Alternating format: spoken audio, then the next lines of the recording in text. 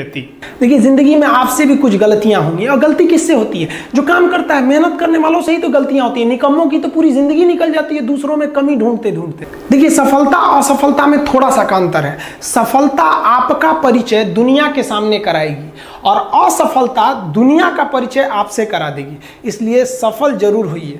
देखिए, 97% लोग जो है ना, वो थक के किसी काम को छोड़ देते हैं और जिंदगी भर उन 3% लोगों के लिए काम करने लगते हैं जो कभी भी हार नहीं मानते।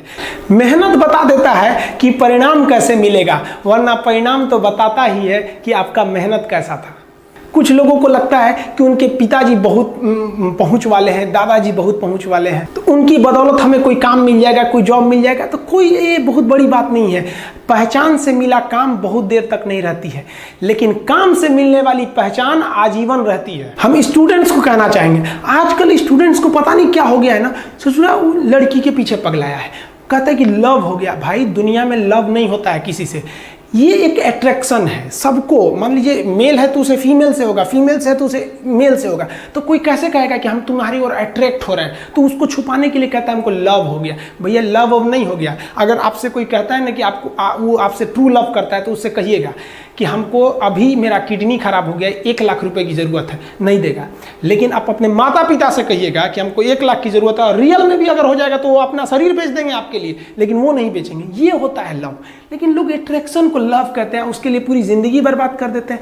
ये सब बाबू गलत चीज़ है। जो आप अपना देखिए, आप अपना करियर छोड़ के अगर इस सब चीज़ में जाइएगा तो पूरी लाइफ बर्बाद हो जाएगी। आप जो रिश्ता खोजते हैं अपना कॉलेज में, कोचिंग में, ये सब परमानेंट रिश्ते नहीं हो सकते हैं। हाँ, अगर आप गर्लफ्रेंड से शादी करेंगे तो ये आपके लिए बेस्ट लड़की होगी, लेकिन माँ बाप जो ढूंढ के लाएंगे, जो भगवान आपके लिए बनाया है, वो लड़की आपके लिए यूनिक होगी। If you will best you will number 1, and if you will unique you will only 1। तो याद रखिएगा, जो भगवान आपको बना के जोड़ता है ना, वो रिश्ता सबसे अच्छा होता है। अपने माँ बाप को देखिए ना, क्या झगड़े नहीं हुए, लेकिन आज भी वो लोग एक साथ रहते हैं। लेकिन फिर भी आप देखिए, आजकल के जो वेस्टर्न कल्चर आ गया है, क्या वेस्टर्न कल्चर हो गया, समझ में नहीं आता है। प्यार और छुहाड़ा, इसकी ज़िंदगी ना 1 साल होती है, 1 साल में ही खराब हो जाता है। ये वेस्टर्न कल्चर है, हमारी भारत की संस्कृति नहीं है। हम गर्व करते हैं, हमें अहंकार है, हमें गुरूर है अपने भारत की संस्कृति पर। जहाँ एक छोटी सी बच्ची भी गुड़िया खरीदती है ना, तो उसके लिए दुपट्टा खरीदती है। और यार, अगर आपको दिल लगाना ही है तो किताबों से लगाओ ना यार। बेवफा भी निकलेगी तो मुकद्दर बना के जाएगी। दिन ना सबके लिए 24 घंटा का होता है। ऐसा नहीं है कि आपको अलग से वक्त मिलेगा, लेकिन इसी 24 घंटे में किसी को प्यार करके पति बनने का शौक है, तो किसी को मेहनत करके करोड़पति बनने का शौक है। तो आप डिसाइड करिए आपको क्या बनना है। क्योंकि बरसों बाद जब लोग ये मिलेंगे ना आपसे, तो ये नहीं पूछेंगे कि कितनी गर्लफ्रेंड है, लोग पूछेंगे कमाता कितना है, हैसियत कितनी है तुम्हारी। ये दुनिया का उसूल है कि लोग कभी भी आपसे खैरियत नहीं, आपकी हैसियत पूछते हैं। लोग एक दूसरे से वादा करते हैं कि तुम्हारा जिंदगी भर साथ निभाएंगे। कोई किसी का साथ नहीं निभाता है। लोग अर्थी और जनाजा भी ले जाते हैं ना 2 कदम, तो कंधे बदल बदल के ले जाते हैं, जबकि पता है कि आखिरी मुलाकात है। और लोग यहाँ कंधा बदल बदल के ले जा रहे हैं और लोग वादे कर रहे हैं कि जिंदगी भर साथ निभाएंगे। कोई साथ नहीं निभाता है। हम आप सब लड़का लड़की से कहना चाहेंगे कि अभी वक्त है, अभी सर झुका के पढ़ लीजिए। वादा है आपसे कि जिला में सबसे ऊंचा सर आपका होगा। लेकिन अगर अभी आप सोचिएगा आराम करने के लिए, पूरी जिंदगी आपको तकलीफ उठानी पड़ेगी। अगर आज आप किताबों के दीवाने हो गए ना, तो कल दुनिया आपकी दीवानी हो जाएगी।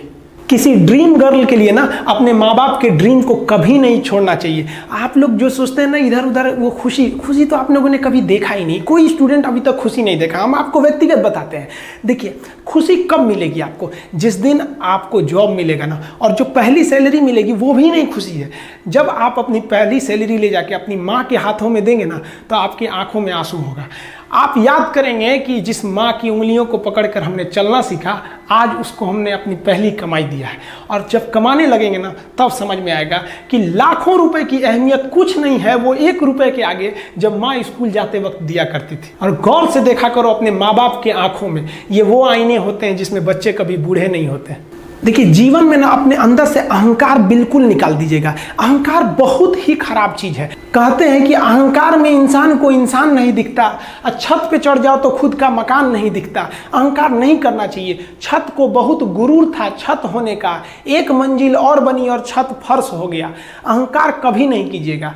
तूफान ज्यादा होती है तो कश्ती डूब जाती है, और घमंड ज्यादा हो जाती है तो हस्ती डूब जाती है। जिस दिन आपको घमंड होने लगे ना अपने आप के ऊपर कि हम बहुत बड़े हो गए हैं, हम बहुत पढ़ लिए हैं, हम बहुत सक्सेसफुल मैन हो गए, हम बहुत बड़े बिजनेसमैन, हम बहुत, मतलब जिस दिन आपको घमंड हो गया ना, उस दिन आप शमशान घाट में जाके देखिएगा, आपसे नायाब लोग, आपसे अच्छे अच्छे लोग वहाँ खाक बन गए।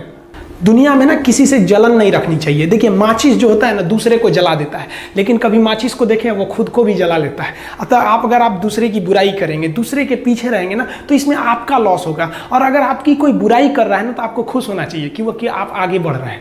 बुराई उसी का लोग करते हैं जो आगे बढ़ रहा होता है, जो पहले गिरा हुआ है उसकी लोग क्या बुराई करेंगे। और जब भी आपकी कोई बुराई करे तो आप उसे सहज स्वीकार करें, और आप उसे प्रूव मत कीजिए कि हम ये नहीं हैं। हम लोग गलती क्या करते हैं स्टूडेंट लोग, कि प्रूव करने लगते हैं। नहीं, आपको अपने आप को इंप्रूव करना है। अगर कोई गलती हो गई है, आपको कोई बुराई कर रहा है, तो आप उसको सहज स्वीकार कीजिए। जिस दिन आपके अंदर अपनी बुराई सुनने की क्षमता आ गई, यकीन मानिए आप सफलता के दहलीज पे अपनी पहली कदम रख दिए उसी दिन। लोहा जो होता है ना, उसे कोई नहीं तोड़ सकता है, लेकिन उसी लोहे के अंदर का जो जंग लग जाता है ना, धीरे धीरे दीमक की तरह उस लोहे को खदड़ते जाता है। इसलिए अपने अंदर अहंकार को मत लाने दीजिएगा। लोग कहते हैं ना कि अहंकार बुरा है। जीवन में हम जो अनुभव किए हैं, अहंकार से भी खराब चीज होता है गुस्सा। देखिए अहंकार उत्पन्न ही नहीं होगा जब तक आपको गुस्सा नहीं आए। आप ऐसे नॉर्मल बैठे हैं और आप किसी से कहिएगा कि तुम्हारी क्या औकात है, जब तक आपको गुस्सा ना आए। तो अहंकार एक पेड़ है और गुस्सा उस पेड़ का जड़ है। इसलिए गुस्सा जिस दिन आया उस दिन आप बर्बाद हो जाएंगे।